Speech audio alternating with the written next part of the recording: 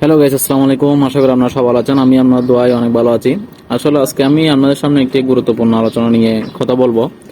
আসলে কিছুদিন ঈদের আগে যে আমাদের দেশের মধ্যে, বাংলাদেশের মধ্যে যেটা লঞ্চ ঘাটের মধ্যে যে আসলে দুর্ঘটনাটা ঘটেছে, এটার জন্য আসলে অনেক দুঃখজনক একটা বিষয় এই জিনিসটা।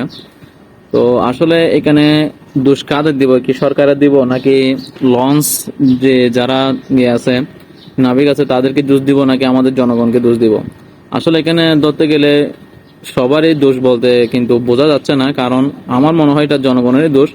কারণ এখানে যে লঞ্চের মধ্যে যে পাশে যে জায়গাটা দেওয়া হয় আর কি, লঞ্চের বন্ডারিটা যে যেখানের মধ্যে আপনারা মানুষের জনগণরা আসলে হাঁটাচলা করেন। আমি তো আপনাদের স্ক্রিনের মধ্যে ভিডিও দিয়ে দিচ্ছি আসলে, কারণ এখানের মধ্যে আমি পুরোপুরি ভিডিওটা আসলে দিব না, কারণ অনেক সময় এখানের মধ্যে আপনার কপিরাইট আসতে পারে তার কারণে। তো আমি এমনি কেটে কেটে একটু করে একটু দেখাচ্ছি আপনাদেরকে স্ক্রিনের মধ্যে।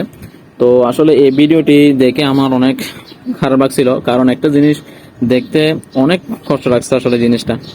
মানুষ যে কিভাবে যাদের সামনে এই জিনিসটা ঘটছিল আর কি, যারা দেখছে আর কি, তাদের মন আসলে কলিজাটা কিরকম মনে মনে হয় শক্ত সেটার জন্য।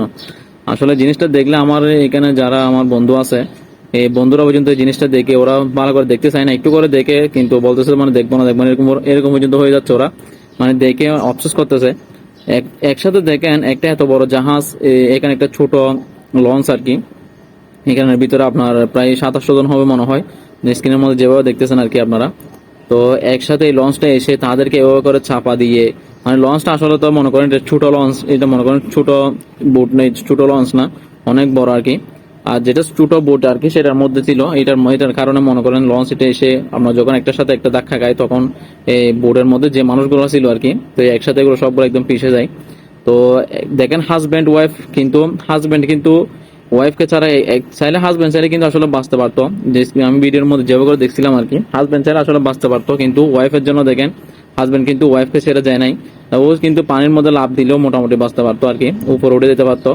কিন্তু একটা জিনিস বুঝতেছি আসলে ওর মানে এই হাজব্যান্ডের থেকে আসলে তার বউয়ের যেহেতু অন্তঃসত্ত্বা আর কি, মনে করেন ওর থেকে তো মনে করেন প্রেগনেন্ট।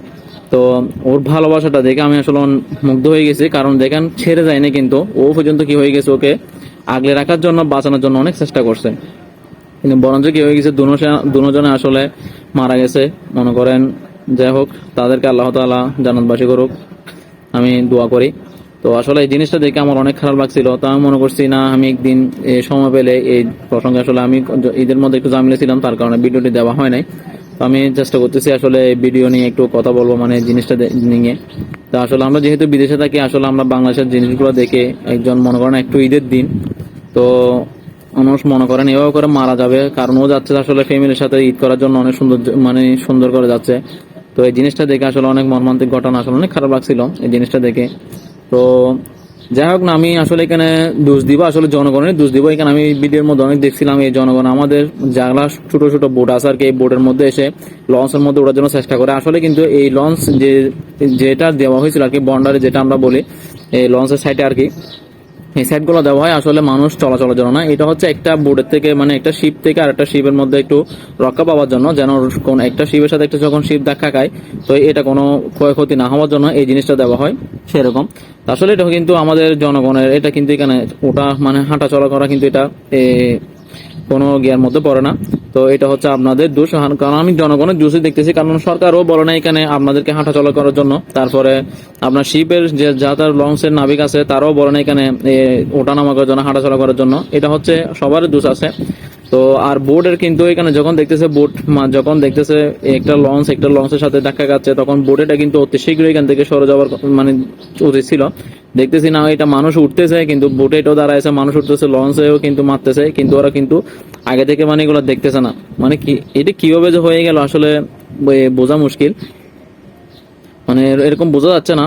তো আমি যতটুকু দেখছি আর কি, তাহলে মনে করেন এর হচ্ছে আল্লাহ তাআলা এরকম ওদের কপাল এরকম রাখছে, সেটার কারণে আসলে এরকম হয়ে গেছে। এখন আমরা কিন্তু আফসোস করতেছি, কিন্তু ঠিক আছে, কিন্তু আল্লাহ তাআলা ভালো জানেন ওদের কপাল এরকমই ছিল।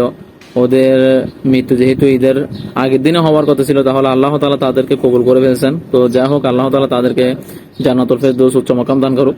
তো সবাই দোয়া করবেন। আসলে আমি আমার শেষ পর্যায়ে একটা কথা বলতে চাই, আসলে আপনারা যারা ঈদের সময় বাড়িতে যাবেন, সামনে আরো কোরবানির ঈদ আসতেছে, অনেক রকমের আমাদের ঈদ আসে এরকম বাড়িতে আসা যাওয়ার জন্য।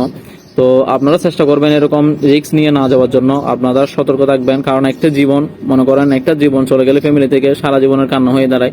কারণ একটা ছেলে মনে করেন চলে গেছে, তাহলে ওর পরিবারের ক্ষত, মানে একটু এই দুঃখ আকাঙ্ক্ষিত এখন করতেছে। ওরা সবাই ঈদের দিন মানুষ খুশি আনন্দের মধ্যে থাকে, কিন্তু এই ফ্যামিলির মধ্যে মনে করেন দুঃখে ভরা।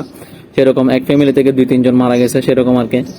তো লঞ্চের মধ্যে যেভাবে করে দেখছিলাম, পুরো একদম লঞ্চটা একদম মানুষ এটাকে ডাইরেক্ট ফিশে ফেলছে, মনে করেন একদম চাটনির মতো করে ফেলছে। তো এগুলো দেখে অনেক খারাপ লাগছে আসলে। এগুলো মন কিভাবে যে মানে স্থির করে রাখি সেটাও বুঝি না।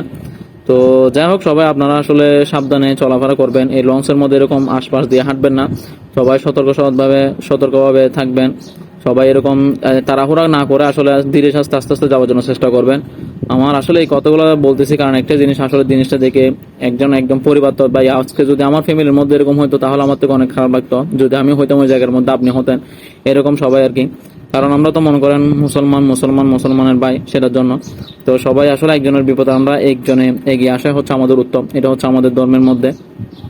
তো যাই হোক, সবাই সুস্থ থাকবেন, ভালো থাকবেন। আর ভিডিওটি ভালো লাগলে লাইক কমেন্ট শেয়ার করে দিবেন, যেন এই ভিডিওটা যেন দেখে আরো যেন সতর্কিত হয় সেটার জন্য। তো সবাই ভালো থাকবেন, সুস্থ থাকবেন। আসসালামু আলাইকুম রহমতুল্লাহি ওয়া বারাকাতুহু।